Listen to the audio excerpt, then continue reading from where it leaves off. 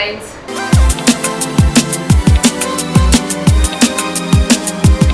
ಕುಶಾಲನಗರ ಪಟ್ಟಣದ ನೆಹರು ಬಡಾವಣೆಯಲ್ಲಿರುವ ವಾರ್ಷಿಕೋತ್ಸವ ನಡೆಯಿತು. ಕುಶಾಲನಗರ ತಾಲೂಕಿನ ಕೂಡಿಗೆಯ ಡೈಫೈನರ್ನಲ್ಲಿ ಆರೋಗ್ಯ ಇಲಾಖೆ ಅಧಿಕಾರಿಗಳ ಮಧ್ಯಸ್ಥಿಕೆಯಲ್ಲಿ ಜಿಲ್ಲಾ ಮಟ್ಟದ ಕ್ರೀಡಾಕೂಟ ಆಯೋಜಿಸಲಾಗಿತ್ತು. ಮಡಿಕೇರಿ ನಗರದ ಅಖಿಲ ಕೊಡವ ಸಮಾಜ ವಿಧಾನಸಭೆಯಲ್ಲಿ ಕೊಡವಾಮಿ ಬಾಳ ಪಾದಯಾತ್ರೆ ನಡೆಯಿತು.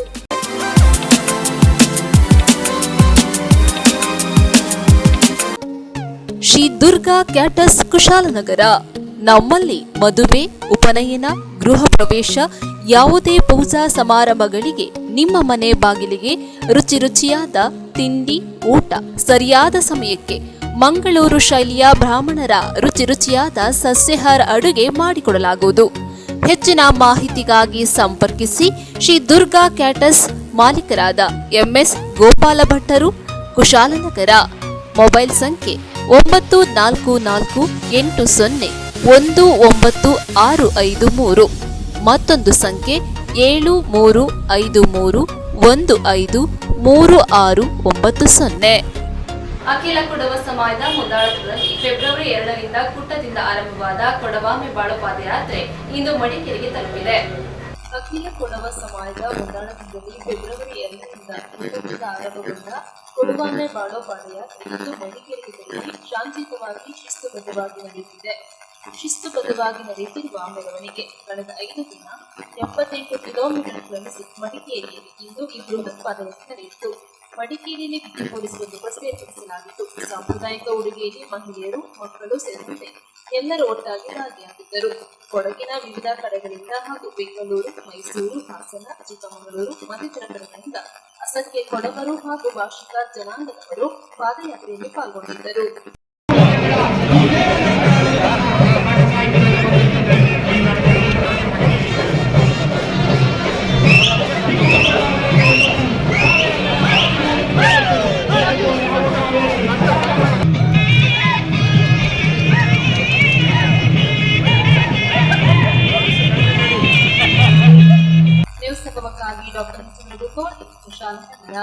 ಕುಶಾಲನಗರ ತಾಲೂಕಿನ ಪಟ್ಟಣದ ನೆಹರು ಬಡಾವಣೆಯಲ್ಲಿರುವ ಶ್ರೀ ಬಲಮುರಿ ಸಿದ್ಧಿವಿನಾಯಕ ದೇವಸ್ಥಾನದಲ್ಲಿ 27ನೇ ವಾರ್ಷಿಕೋತ್ಸವ ಹಮ್ಮಿಕೊಳ್ಳಲಾಗಿತ್ತು.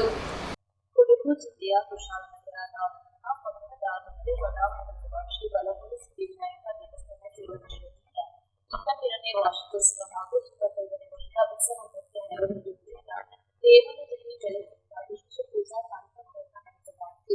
ಬೆಳಗಿನಿಂದ ಅಧಿಕ ಸಂಖ್ಯೆಯಲ್ಲಿ ಭಕ್ತಾದಿಗಳು ಆಗಮಿಸಿ ಗಣೇಶನ ದರ್ಶನವನ್ನು ಮಾಡಿ ಕಣ್ಣು ಮುಚ್ಚಿಕೊಂಡು ಪಾವನಾದರು. ಬಲಮುರಿ ಸಿದ್ಧಿವಿನಾಯಕ ಹಾಲು, ಮೊಸರು, ಪಂಚಾಮೃತಗಳಿಂದ ಅಭಿಷೇಕಗಳನ್ನು ನೆರವೇರಿಸಿ ನಂತರ ಬೆಳ್ಳಿಯ ಕವಚವನ್ನು ಧರಿಸಿ ಸುಗಂಧ ಪುಷ್ಪಗಳಿಂದ ಸುಂದರ ರೀತಿಯ ಅಲಂಕಾರವನ್ನು ಮಾಡಲಾಯಿತು. ಅರ್ಚಕರ ಸಮ್ಮುಖದಲ್ಲಿ ದೇವರಿಗೆ ವೇದ ಮಂತ್ರಗಳನ್ನು ನುಡಿಸಿ ಮಹಾಮಂಗಳದಿಂದ ಭಕ್ತಾದಿಗಳಿಗೆ ಪ್ರಸಾದ ಮಂಗಳಗಳನ್ನು ನೀಡಿದರು.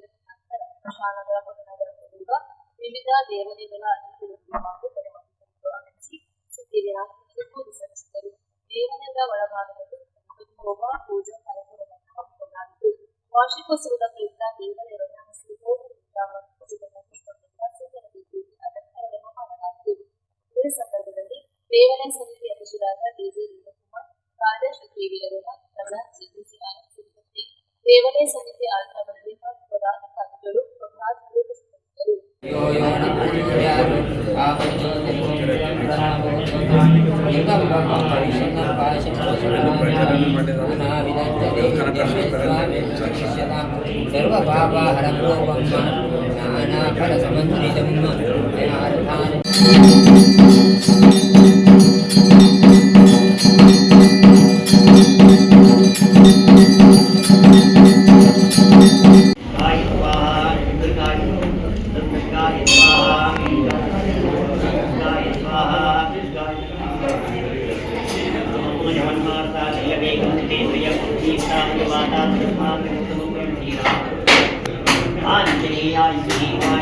ದೇವಸ್ಥಾನ ನೆಹರು ಬಡಾವಣೆ 27ನೇ ವರ್ಷದ ವಾರ್ಷಿಕೋತ್ಸವ ಪೂಜಾ ಕಾರ್ಯಕ್ರಮ ಈಗಾಗಲೇ ಬೆಳಗಿನಿಂದ ಪ್ರಾರಂಭವಾಗಿ ಗಣಹೋಮ ಮತ್ತು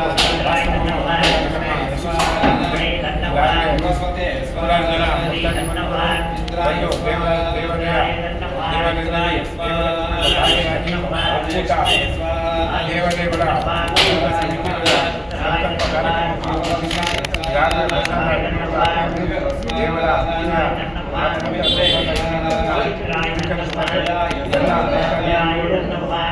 ಹೆಚ್ಚಿನ ಸಂಖ್ಯೆಯಲ್ಲಿ ಆಗಮಿಸಿ ದೇವರ ಕೃಪೆಗೆ ಪಾತ್ರರಾಗಬೇಕೆಂದು ಕೇಳಿಕೊಳ್ಳುತ್ತೇನೆ.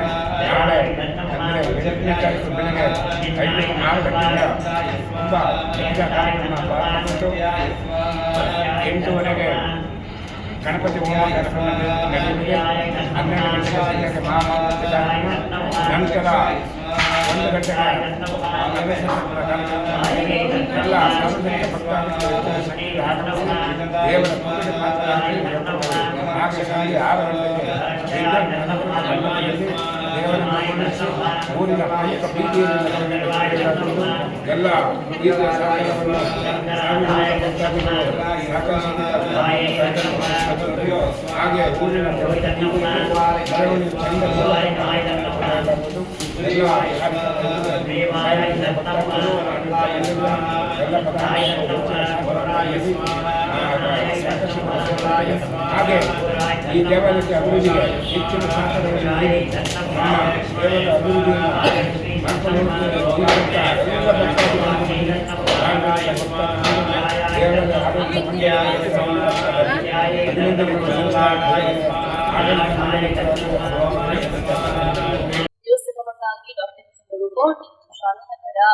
ಬೇಲೂರು ಪಟ್ಟಣದ ಶಾಂತಲಾ ಪ್ರಾಥಮಿಕ ಹಾಗೂ ಪ್ರೌಢಶಾಲೆಯ ವಾರ್ಷಿಕೋತ್ಸವ ಅರ್ಥಪೂರ್ಣವಾಗಿ ನಡೆಯಿತು. ಬೇಲೂರು ಪಟ್ಟಣದಲ್ಲಿರುವ ಶಾಂತಲಾ ಪ್ರಾಥಮಿಕ ಹಾಗೂ ಪ್ರೌಢಶಾಲೆಯ ವಾರ್ಷಿಕೋತ್ಸವ ಸಮಾರಂಭವು ಅರ್ಥಪೂರ್ಣವಾಗಿ ನಡೆಯಿತು. ಇದೇ ಸಂದರ್ಭದಲ್ಲಿ ಬೇಲೂರು ಉತ್ಸವ ಅಧ್ಯಕ್ಷರಾದ AR ಅಶೋಕ್ ಅವರು ಮಾತನಾಡಿ, ಹಿಂದೆ ಗುರು ಶಿಷ್ಯರ ಸಂಬಂಧ ಉತ್ತಮವಾಗಿತ್ತು ಹಾಗೂ ಸಂಸ್ಕಾರಯುತವಾಗಿತ್ತು. ವರ್ಷ ಕಳೆದಂತೆ ಗುರು ಶಿಷ್ಯರ ಸಂಬಂಧದಲ್ಲಿ ವ್ಯತಿರಿಕ್ತ ಬದಲಾವಣೆ ಕಂಡುಬರುತ್ತಿದೆ. ಬೇಲೂರಿನ ಶಾಂತಲಾ ವಿದ್ಯಾಸಂಸ್ಥೆಯವರು 1969ನೇ ವರ್ಷದಲ್ಲಿ ಹೆಣ್ಣು ಮಕ್ಕಳಿಗಾಗಿ ಶಾಲೆಯನ್ನು ಆರಂಭಿಸಿ ಹೆಣ್ಣು ಮಕ್ಕಳ ವಿದ್ಯಾಭ್ಯಾಸಕ್ಕೆ ಹೆಚ್ಚು ಒತ್ತು ನೀಡಿದ್ದಾರೆ. ಶಾಲೆಯು ಉತ್ತಮ ಸಂಸ್ಕಾರ ಹಾಗೂ ವಿದ್ಯಾಭ್ಯಾಸ ತಿಳಿಸಲಿದೆ ಎಂದು ತಿಳಿಸಿದರು. ಇದೇ ಸಂದರ್ಭದಲ್ಲಿ AR ಅಶೋಕ್ ಅವರನ್ನ ವಿದ್ಯಾಸಂಸ್ಥೆಯಿಂದ ಸನ್ಮಾನಿಸಲಾಯಿತು. ಕಾರ್ಯಕ್ರಮದಲ್ಲಿ ಸಂಸ್ಥೆಯ ಅಧ್ಯಕ್ಷರಾದ BK ಭಗವಾನ್, ಗೌರವಾಧ್ಯಕ್ಷರಾದ ತೋಜ ಸುಜಾಯ್, PO ರಾಜೇಗೌಡ, ಆಡಳಿತಾಧಿಕಾರಿ ಸುನೀಲ್, ಸಮಿತಿಯ ರವೀಂದ್ರ, ಮುಖ್ಯೋಪಾಧ್ಯಾಯರಾದ ಅಶ್ವಿನಿ ಹಾಗೂ PK ಹರೀಶ್ ಇತರರು ಇದ್ದರು. ಬೇಲೂರು ಶಾಂತಲಾ ವಿದ್ಯಾಸಂಸ್ಥೆ SES ಪ್ರಾಥಮಿಕ ಶಾಲಾ ಮತ್ತು SES ಬಾಲಿಕಾ ಪ್ರೌಢ ಶಾಲೆಯ ಶಾಲಾ ವಾರ್ಷಿಕೋತ್ಸವ ಸಮಾರಂಭಕ್ಕೆ ಆಗಮಿಸಿರುವ ಶಾಂತಲಾ ವಿದ್ಯಾಸಂಸ್ಥೆಯ ಅಧ್ಯಕ್ಷರು ಆದಂತಹ ಶ್ರೀ BK ಭಗವಾನ್ ಸರ್ ವೇದಿಕೆಯ ಮುಂಭಾಗದಲ್ಲಿ ಕುಳಿತಿರ್ತಕ್ಕಂಥ ವಿದ್ಯಾರ್ಥಿನಿಯರೇ ಹಾಗೂ ಪೋಷಕ ವೃಂದ ವರ್ಗದವರೇ, ಶ್ರೀ ಗುರು ಸಾಕ್ಷಾತ್ ಪರಬ್ರಹ್ಮ ಎಂದು ಹೇಳುತ್ತಾ, ಹಿಂದಿನ ಕಾಲದಲ್ಲಿ ಗುರುಗಳು ದೇವರ ಸಮಾನ ಎಂದು ಕಾಣುತ್ತಿದ್ದರು. ಗುರುಗಳು ಸಹ ಮಕ್ಕಳನ್ನು ಸದಾ ತಿದ್ದುವಲ್ಲಿ ತಮ್ಮನ್ನು ತಾವು ತೊಡಗಿಸಿಕೊಂಡಿದ್ದಾರೆ. ಅದೇ ರೀತಿ ಇವತ್ತು ಈ ಒಂದು ಶಾಂತಲಾ ವಿದ್ಯಾಸಂಸ್ಥೆ ಒಂದು ಹೆಮ್ಮೆಯ ಶಾಲೆ ಅಂತ ಹೇಳಬಹುದು. ಏಕೆಂದರೆ ಹಿಂದಿನ ಕಾಲದಲ್ಲಿ ಹೆಣ್ಣು ಮಕ್ಕಳನ್ನು ವಿದ್ಯಾಭ್ಯಾಸಕ್ಕೆ ಕಳುಹಿಸಲು ಹಿಂದೆ ಸರಿಯುತ್ತಿದ್ದರು. ಇದರಿಂದ ಹೆಣ್ಣು ಮಕ್ಕಳು ಅವಿದ್ಯಾವಂತರಾಗಿಯೇ ಉಳಿಯುತ್ತಿದ್ದರು. ಹೆಣ್ಣು ಮಕ್ಕಳು ಸಹ ವಿದ್ಯಾವಂತರಾಗಬೇಕು ಎಂಬ ಉದ್ದೇಶದಿಂದ 1969ರಲ್ಲಿ ಈ ಶಾಂತಲಾ ವಿದ್ಯಾಸಂಸ್ಥೆಯು ಪ್ರಾರಂಭ ಮಾಡಲಾಯಿತು. ಅಂದಿನಿಂದ ಇಲ್ಲಿಯವರೆಗೂ ಮಕ್ಕಳಿಗೆ ಒಳ್ಳೆಯ ವಿದ್ಯಾಭ್ಯಾಸ ಮತ್ತು ಸಂಸ್ಕಾರವನ್ನು ಈ ವಿದ್ಯಾಸಂಸ್ಥೆ ಕೊಡುತ್ತಾ ಬಂದಿದೆ. ಬೇಲೂರಿನ ಸುತ್ತಮುತ್ತಲಿನ ಗ್ರಾಮೀಣ ಭಾಗದ ಹೆಣ್ಣು ಮಕ್ಕಳಿಗೆ ನಿರಂತರವಾಗಿ ಶಿಕ್ಷಣವನ್ನು ನೀಡುತ್ತಾ ಬಂದಿರುತ್ತದೆ. ಇಲ್ಲಿ ಕಲಿತ ಹೆಣ್ಣು ಮಕ್ಕಳು ಉನ್ನತ ಹುದ್ದೆಗಳಲ್ಲಿ, ರಾಜಕೀಯ ಕ್ಷೇತ್ರಗಳಲ್ಲಿ ಹಾಗೂ ವಿದೇಶಗಳಲ್ಲಿ ಸಹ ಕರ್ತವ್ಯವನ್ನು ನಿರ್ವಹಿಸುತ್ತಿದ್ದಾರೆ. ಈ ಸಂಸ್ಥೆಯ ಅಧ್ಯಕ್ಷರು ಆದಂಥ ಶ್ರೀ BK ಭಗವಾನ್ ಸರ್ ಅವರು, ಇವರನ್ನು ನಾವು ಚಿಕ್ಕನಿಂದಲೂ ಸಹ ನೋಡುತ್ತಾ ಬಂದಿದ್ದು, ಇವರು ಈ ಸಂಸ್ಥೆಗೋಸ್ಕರ ನಿರಂತರ ಶ್ರಮವಹಿಸಿ ಸಂಸ್ಥೆಯನ್ನು ಕಟ್ಟಿ ಉನ್ನತ ಮಟ್ಟಕ್ಕೆ ಬೆಳೆಸಿರುತ್ತಾರೆ. ನ್ಯೂಸ್ ಸಂಭವಕ್ಕಾಗಿ ಅನಂತರಾಜ್ ಅರಸ್ ಬೇಲೂರು. ಕುಶಾಲನಗರ ತಾಲೂಕಿನ ಕೂಡಿಗೆಯ ಡಯಟ್ ಮೈದಾನದಲ್ಲಿ ಆರೋಗ್ಯ ಇಲಾಖೆ ಅಧಿಕಾರಿಗಳು ಮತ್ತು ಸಿಬ್ಬಂದಿಗಳಿಗೆ 2024-25ನೇ ಸಾಲಿನ ಜಿಲ್ಲಾ ಮಟ್ಟದ ಕ್ರೀಡಾಕೂಟ ಏರ್ಪಡಿಸಲಾಗಿತ್ತು. ಕುಶಾಲನಗರ ತಾಲೂಕಿನ ಕೂಡಿಗೆಯ ಡಯಟ್ ಮೈದಾನದಲ್ಲಿ ಜಿಲ್ಲಾ ಆರೋಗ್ಯ ಮತ್ತು ಕುಟುಂಬ ಕಲ್ಯಾಣ ಇಲಾಖೆ ಹಾಗೂ ತಾಲೂಕು ಆರೋಗ್ಯ ಅಧಿಕಾರಿಗಳ ಕಚೇರಿ ಆರೋಗ್ಯ ಇಲಾಖೆ ಅಧಿಕಾರಿಗಳು ಮತ್ತು ಸಿಬ್ಬಂದಿಗಳಿಗೆ 2024-25ನೇ ಸಾಲಿನ ಜಿಲ್ಲಾ ಮಟ್ಟದ ಕ್ರೀಡಾಕೂಟವನ್ನು ಆಯೋಜಿಸಲಾಗಿತ್ತು. ಕ್ರೀಡಾಕೂಟದಲ್ಲಿ ಜಿಲ್ಲಾ ಆರೋಗ್ಯ ಮತ್ತು ಕುಟುಂಬ ಕಲ್ಯಾಣ ಅಧಿಕಾರಿ ಡಾಕ್ಟರ್ ಸತೀಶ್ ಕುಮಾರ್, ಜಿಲ್ಲಾ ಕ್ಷಯರೋಗ ನಿಯಂತ್ರಣ ಅಧಿಕಾರಿ ಡಾಕ್ಟರ್ ಸತೀಶ್ ಕುಮಾರ್, ಜಿಲ್ಲಾ ಸರ್ವೇಕ್ಷಣಾಧಿಕಾರಿ ಡಾಕ್ಟರ್ ಶ್ರೀನಿವಾಸ್, ಜಿಲ್ಲಾ ಕುಟುಂಬ ಕಲ್ಯಾಣ ಕಾರ್ಯಕ್ರಮಾಧಿಕಾರಿ ಡಾಕ್ಟರ್ ಆನಂದ್, ತಾಲೂಕು ಆರೋಗ್ಯ ಅಧಿಕಾರಿ ಸುಮಂತ್ ಡಾಕ್ಟರ್ ರವೀಂದ್ರ, ತಾಲೂಕು ಆರೋಗ್ಯ ಅಧಿಕಾರಿ ಡಾಕ್ಟರ್ ಚೇತನ್, ಜಿಲ್ಲಾ ಆರೋಗ್ಯ ಶಿಕ್ಷಣಾಧಿಕಾರಿ ಶ್ರೀಗಣೇಶ್ ಶಾಂತಿ, ಜಿಲ್ಲಾ ಕಾರ್ಯಕ್ರಮ ವ್ಯವಸ್ಥಾಪಕರಾದ ದೇವರಾಜು, ತಾಲೂಕು ತಂಡದ ಮಂಗೇಶ್, ರಾಘವೇಂದ್ರ, ದಿನೇಶ್, ಚಂದ್ರೇಶ್, ಸುರೇಶ್, ವಿಶ್ವನಾಥ್, ಪ್ರವೀಣ್, ರವಿ, ಜಗದೀಶ್, ರಮ್ಯ, ಚಾಂದಿನಿ, ಸಿಎಂ ಶಾಲಾ ಶಿಕ್ಷಕರಾದ ನಾಗರಾಜು ಪಾಲ್ಗೊಂಡಿದ್ದರು. ಇವತ್ತು ನಾವು ನಮ್ಮ ಆರೋಗ್ಯ ಮತ್ತು ಕುಟುಂಬ ಕಲ್ಯಾಣ ಇಲಾಖೆ ವತಿಯಿಂದ ಎಲ್ಲ ಸರ್ಕಾರಿ ನೌಕರರು ಮತ್ತು ಸರ್ಕಾರೇತರ ನೌಕರರು CHO ಎಲ್ಲರೂ ಕೂಡಿ ಕ್ರೀಡಾಕೂಟದಲ್ಲಿ ಸತತವಾಗಿ 4 ವರ್ಷ ನಡೆಕೊಂಡು ಬರ್ತಾರೆ ಕ್ರೀಡಾಕೂಟ. ಇದು 2ನೇ ಬಾರಿ ಕುಶಾಲನಗರದಲ್ಲಿ ನಡೀತಾ ಇರುವಂಥದ್ದು. ಸೊ ಮೊದಲನೇ ದಿನ ನಾವು ಇವತ್ತು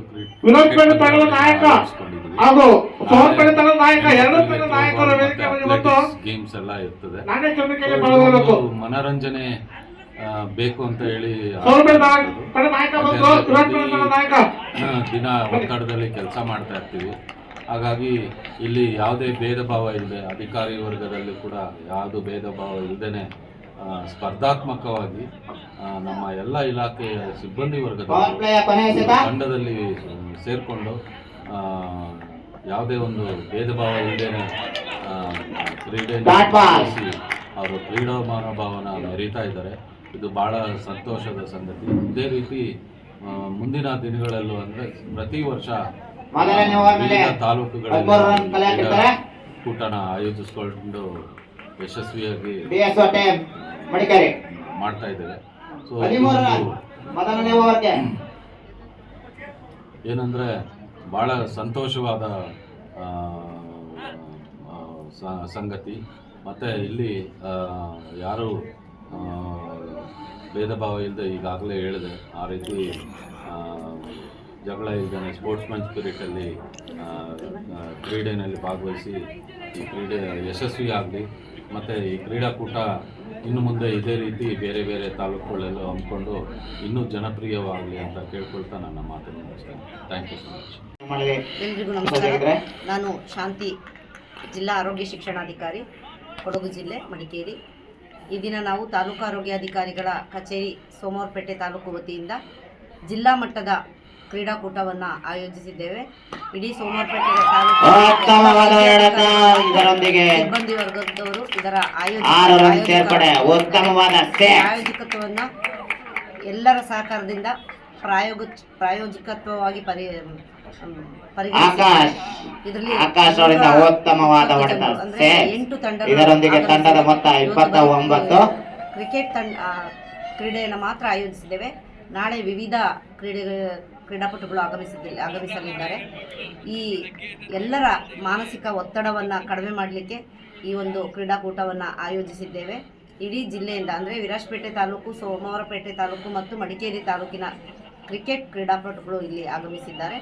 ನಾಳೆ ಎಲ್ಲ ಮಹಿಳೆಯರು, ಎಲ್ಲ ವೈದ್ಯಾಧಿಕಾರಿಗಳು ಮತ್ತು ಸಿಬ್ಬಂದಿ ವರ್ಗದವರು ಪಾಲ್ಗೊಂಡು ಇಲ್ಲಿ ಕ್ರೀಡಾಪಟುಗಳಾಗಿ ಮತ್ತೆ ಉತ್ತೇಜಿಸುವವರಾಗಿ ಪಾಲ್ಗೊಳ್ಳಲಿದ್ದಾರೆ. ಇದಕ್ಕೆ ಮಾಧ್ಯಮದವರು ಕೂಡ ಸಿಗ್ತಾ ಇದೆ ಅಂತ ಹೇಳಲಿಕ್ಕೆ ಇಷ್ಟಪಡ್ತೀನಿ. ಧನ್ಯವಾದಗಳು. ಕೆಆರ್ಪೇಟೆ ಪಟ್ಟಣದ ಸರ್ಕಾರಿ ಪ್ರಥಮ ದರ್ಜೆ ಕಾಲೇಜಿನ ಸಭಾಂಗಣದಲ್ಲಿ ತಾಲೂಕಿನ ಪದವಿ ಪೂರ್ವ ಹಾಗೂ ಅಂತರ ಕಾಲೇಜುಗಳ ವಿದ್ಯಾರ್ಥಿಗಳಿಗೆ ರಾಜ್ಯಮಟ್ಟದ ಜಾನಪದ ಗೀತ ಗಾಯನ ಸ್ಪರ್ಧೆ ಆಯೋಜಿಸಲಾಗಿತ್ತು. ವಿದ್ಯಾರ್ಥಿಗಳು ಪಾಠ ಪ್ರವಚನದ ಜೊತೆಗೆ ಕ್ರೀಡೆ ಮತ್ತು ಸಾಂಸ್ಕೃತಿಕ ಚಟುವಟಿಕೆಗಳಲ್ಲಿ ಸಕ್ರಿಯವಾಗಿ ಭಾಗವಹಿಸಿ ತಮ್ಮ ವ್ಯಕ್ತಿತ್ವವನ್ನು ಸಮಗ್ರವಾಗಿ ವಿಕಸನಗೊಳಿಸಿಕೊಂಡು ಸಾಧನೆ ಮಾಡಬೇಕು. ರಾಜ್ಯ ಆರ್ಟಿಒ ಅಧಿಕಾರಿಗಳ ಸಂಘದ ಅಧ್ಯಕ್ಷರಾದ ಮಲ್ಲಿಕಾರ್ಜುನ ತಿಳಿಸಿದರು. ಕೆಆರ್ಪೇಟೆ ಪಟ್ಟಣದ ಸರ್ಕಾರಿ ಪ್ರಥಮ ದರ್ಜೆ ಕಾಲೇಜಿನ ಸಭಾಂಗಣದಲ್ಲಿ ತಾಲೂಕಿನ ಪದವಿ ಪೂರ್ವ ಹಾಗೂ ಅಂತರ ಕಾಲೇಜುಗಳ ವಿದ್ಯಾರ್ಥಿಗಳಿಗೆ ರೋಟರಿ ಸಂಸ್ಥೆಯ ಸಹಯೋಗದಲ್ಲಿ ಆಯೋಜಿಸಿದ್ದ ರಾಜ್ಯ ಮಟ್ಟದ ಜಾನಪದ ಗೀತ ಗಾಯನ ಸ್ಪರ್ಧೆಯನ್ನು ಜ್ಯೋತಿ ಬೆಳಗಿಸಿ ಉದ್ಘಾಟಿಸಿ ಮಾತನಾಡಿದರು. ಇಂದಿನ ಟಿವಿ ಹಾಗೂ ದೃಶ್ಯ ಮಾಧ್ಯಮಗಳ ಹಾವಳಿಯಿಂದ ಮತ್ತು ಮೊಬೈಲ್ ಫೋನ್ನ ಮೋಹದಿಂದಾಗಿ ಯುವಜನರು ಹಾಗೂ ವಿದ್ಯಾರ್ಥಿಗಳು ಸಾರ್ವಜನಿಕರು ಹಾಗೂ ಬಂಧುಗಳೊಂದಿಗೆ ಮುಕ್ತವಾಗಿರುವಂತೆ 4 ಗೋಡೆಗಳ ನಡುವೆ ಬಂದಿದ್ದಾರೆ ತಮ್ಮದೇ ಪ್ರಪಂಚದಲ್ಲಿ ವಿಹಾರ ಮಾಡುತ್ತಾ ಅನಾಥ ಪ್ರಜ್ಞೆಯಿಂದ ಬಳಲುತ್ತಿದ್ದಾರೆ. ಆದ್ದರಿಂದ ನಮ್ಮನ್ನ ಸದಾ ಕಾಲ ಕ್ರಿಯಾಶೀಲವಾಗಿದ್ದು ನಮ್ಮಲ್ಲಿ ಲವಲವಿಕೆ ಮತ್ತು ಹುಟ್ಟುವ ಜಾನಪದ ಗೀತೆ ಗಾಯನ ಸೇರಿದಂತೆ ಸಾಂಸ್ಕೃತಿಕ ಚಟುವಟಿಕೆಗಳಲ್ಲಿ ಸಕ್ರಿಯವಾಗಿ ಭಾಗವಹಿಸಿ ಶ್ರೇಷ್ಠ ಸಾಧನೆ ಮಾಡಬೇಕು ಎಂದು ಹೇಳಿದರು. ಸರ್ಕಾರಿ ಪ್ರಥಮ ದರ್ಜೆ ಕಾಲೇಜಿನ ಪ್ರಾಂಶುಪಾಲರಾದ ಡಾಕ್ಟರ್ ಜಗದೀಶ್ ಮಾತನಾಡಿದರು. ಕಾಲೇಜಿನ ಕನ್ನಡ ಸಹ ಪ್ರಾಧ್ಯಾಪಕರಾದ ಜಯಕೀರ್ತಿ, ಸಾಹಿತಿ ಬಲ್ಲಣ್ಣಹಳ್ಳಿ ಮಂಜುನಾಥ್, ಕಾಲೇಜಿನ ಹಿರಿಯ ವ್ಯವಸ್ಥಾಪಕರಾದ ಬಿ.ಎ. ಮಂಜುನಾಥ್, ಪತ್ರಕರ್ತರಾದ ಸೈಯದ್ ಖಲೀಲ್ ಸೇರಿದಂತೆ ಕಾಲೇಜಿನ ಸಹ ಪ್ರಾಧ್ಯಾಪಕರು, ವಿವಿಧ ಕಾಲೇಜುಗಳ ಪ್ರಾಂಶುಪಾಲರು, ಉಪನ್ಯಾಸಕರು ಭಾಗವಹಿಸಿದ್ದರು. ಭವ್ಯ ಕಟ್ಟಡವನ್ನು ಕಟ್ಟಿದ್ದಾರೆ. ಅದಕ್ಕಾಗಿ ಸರ್ಕಾರ ಕೂಡ ಕೋಟ್ಯಾಂತರ ರು ಹಣವನ್ನು ವ್ಯಯ ಮಾಡಿದೆ.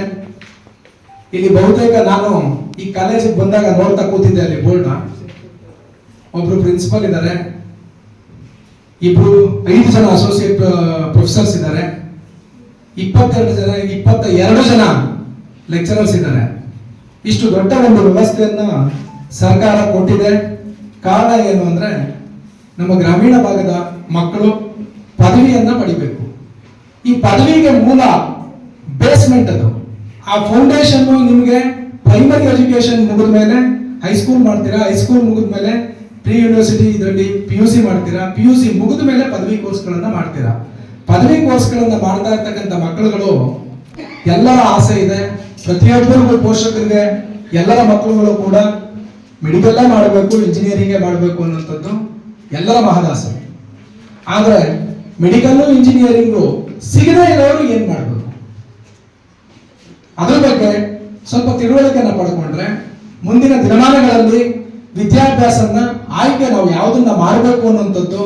ಏಕೆಂದ್ರೆ ಒಂದು ಪ್ರಯಾಣ ಮಾಡಬೇಕಾದ್ರೆ, ಒಂದು ದೇಗುಲಕ್ಕೆ ಹೋಗ್ಬೇಕಾದ್ರೆ, ಅಥವಾ ಪ್ರವಾಸಕ್ಕೆ ಯಾತ್ರಾ ಸ್ಥಳಕ್ಕೆ ಹೋಗ್ಬೇಕಾದ್ರೆ, ಅಥವಾ ಪ್ರೇಕ್ಷಣೀಯ ಸ್ಥಳಗಳನ್ನು ನೋಡ್ಬೇಕಾದ್ರೆ ಒಂದು ಯೋಜನೆಯನ್ನ ಮಾಡ್ಕೋತೀವಿ.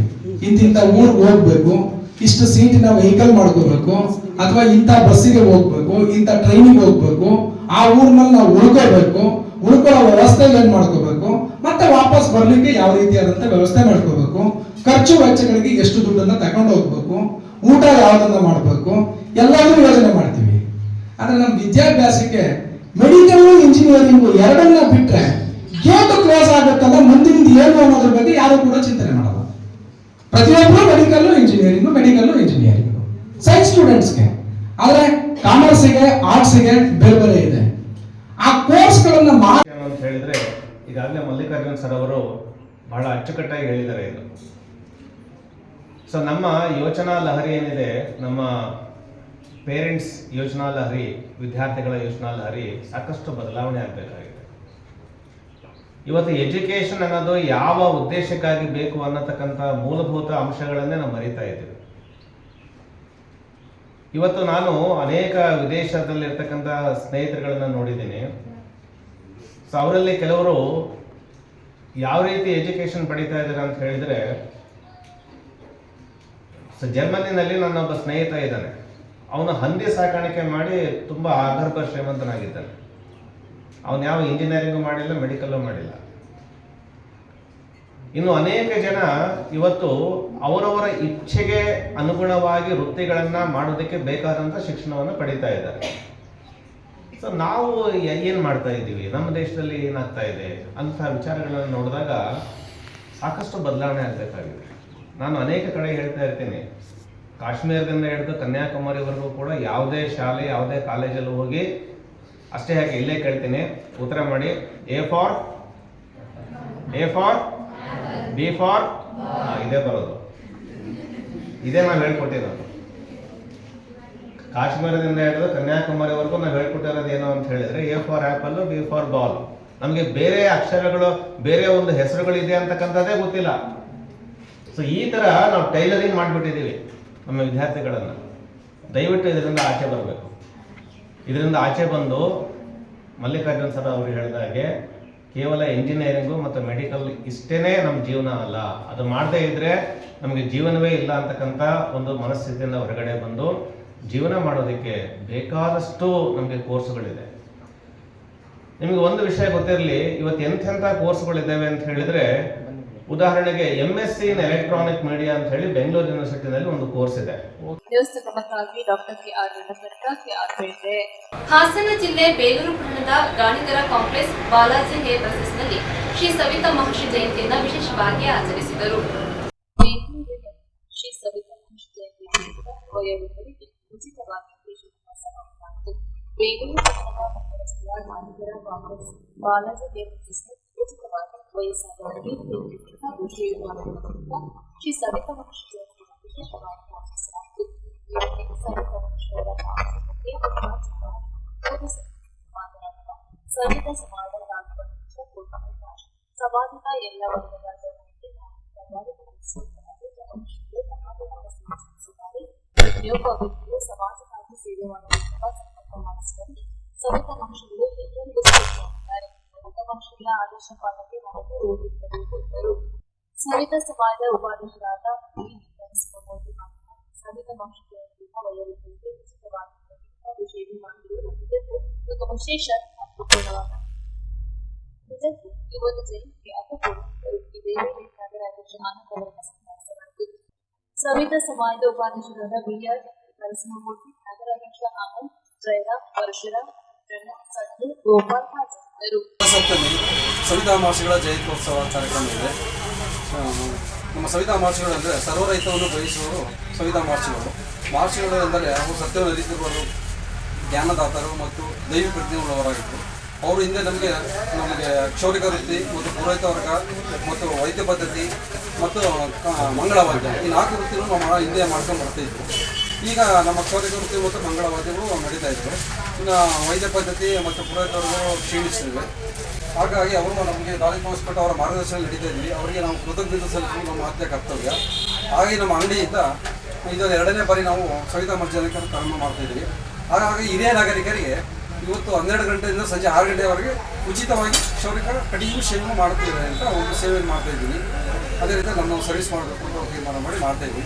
ಇವತ್ತು ರಥಸಪ್ತಮಿ ವಿಶೇಷ ಸವಿತಾ ಸಮಾಜದ ಸವಿತಾ ಮಹರ್ಷಿಗಳು ಜನನ.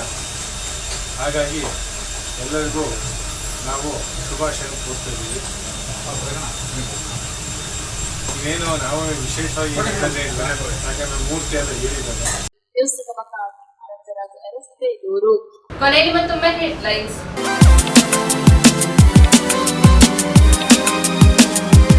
ಕುಶಾಲನಗರ ಪಟ್ಟಣದ ನೆಹರು ಬಡಾವಣೆಯಲ್ಲಿರುವ ವಾರ್ಷಿಕೋತ್ಸವ ನಡೆಯಿತು. ಕುಶಾಲನಗರ ತಾಲೂಕಿನ ಕೂಡಿಗೆಯ ಡಯಟ್ ಮೈದಾನದಲ್ಲಿ ಆರೋಗ್ಯ ಇಲಾಖೆ ಅಧಿಕಾರಿಗಳ ಮತ್ತು ಸಿಬ್ಬಂದಿಗಳಿಗೆ ಜಿಲ್ಲಾ ಮಟ್ಟದ ಕ್ರೀಡಾಕೂಟ ಆಯೋಜಿಸಲಾಗಿತ್ತು. ಮಡಿಕೇರಿ ನಗರದಲ್ಲಿ ಅಖಿಲ ಕೊಡಗು ಸಮಾಜ ವಿಧಾನಸಭೆಯಲ್ಲಿ ಕೊಡವ ವಿಭಾಗ ಪಾದಯಾತ್ರೆ ನಡೆಯಿತು.